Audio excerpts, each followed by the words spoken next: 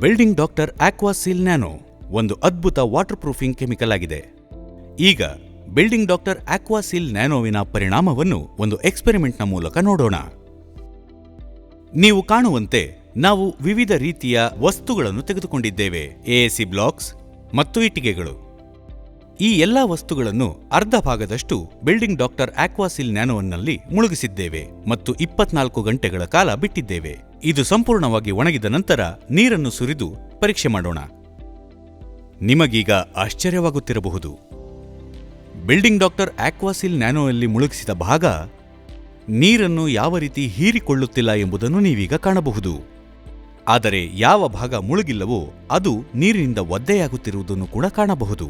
Building doctor ಆಕ್ವಾಸೀಲ್ ನ್ಯಾನೋವನ್ನು brush, roller ಹಾಗೂ spray ಅನ್ನು ಬಳಸಬಹುದು. ಈ ಪ್ರಾಡಕ್ಟ್ ಅನ್ನು ಬಳಸುವ ಮುಂಚೆ ಸ್ಕ್ರೀನ್ ಮೇಲೆ ಕಾಣುತ್ತಿರುವ ಎಲ್ಲಾ ಉಪಕರಣಗಳೊಂದಿಗೆ ಸಿದ್ಧರಾಗಿರಿ ಮತ್ತು ಸುರಕ್ಷತೆ ಉಪಕರಣಗಳನ್ನು ಬಳಸುವುದು ಕೂಡ ಕಡ್ಡಾಯ. ಬಿಲ್ಡಿಂಗ್ ಡಾಕ್ಟರ್ ಆಕ್ವಾಸೀಲ್ ನ್ಯಾನೋ ಅನ್ನು ಬಳಸುವ ಮುಂಚೆ ಹಚ್ಚಬೇಕಾಗಿರುವ ಪ್ರದೇಶವನ್ನು ಸಿಮೆಂಟ್ ಕಣಗಳಿಂದ, ಧೂಳಿನಿಂದ ಮತ್ತು ಯಾವುದೇ ಪೇಂಟ್ ಕಲೆಗಳಿಂದ ಶುದ್ಧಗೊಳಿಸಿಕೊಳ್ಳುವುದು ಕೂಡ ಕಡ್ಡಾಯ. ಈ ಪ್ರಾಡಕ್ಟ್ ಅನ್ನು ನೀರಿನೊಂದಿಗೆ ಅಥವಾ ಪೇಂಟಿನೊಂದಿಗೆ ಬೆರೆಸಿಕೊಳ್ಳದೆ ನೇರವಾಗಿ ಬಳಸಬಹುದು. ಬಿಲ್ಡಿಂಗ್ ಡಾಕ್ಟರ್ ಆಕ್ವಾಸೀಲ್ ನ್ಯಾನೋ ಅನ್ನು ಎಲ್ಲ ರೀತಿಯ ನೈಸರ್ಗಿಕ ಕಲ್ಲುಗಳ ಮೇಲೆ, ಕಾಂಕ್ರೀಟ್ ಏರಿಯಾಗಳ ಮೇಲೆ, ಛಾವಣಿಗಳ ಮೇಲೆ ಮತ್ತು ಸಿಮೆಂಟ್ ಬಳಸುವ ಯಾವುದೇ ಪ್ರದೇಶಗಳ ಮೇಲೆ ಬಳಸಬಹುದು. ಇದನ್ನು ಹಚ್ಚಿದ ನಂತರ 12 ರಿಂದ 24 ಗಂಟೆಗಳ ಕಾಲ ಬಿಡಬೇಕು. ಇದಾದ ನಂತರ 5 ಮಿಲಿಮೀಟರ್ನಷ್ಟು ಆಳಕ್ಕೆ ಆಕ್ವಾಸೀಲ್ ನ್ಯಾನೋ ತಲುಪುತ್ತದೆ ಮತ್ತು ಒಂದು ವಾಟರ್ ಪ್ರೂಫಿಂಗ್ ಲೇಯರ್ ಅನ್ನು ಸೃಷ್ಟಿ ಮಾಡುತ್ತದೆ.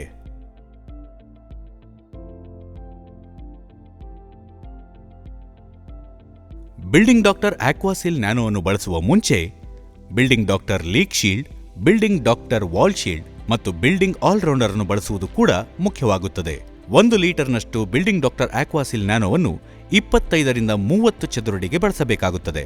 ಅದಕ್ಕಿಂತ ಹೆಚ್ಚು ಬಳಸಿದ್ದಲ್ಲಿ ಪರಿಣಾಮಕಾರಿಯಾಗದೆ ಹೋಗಬಹುದು.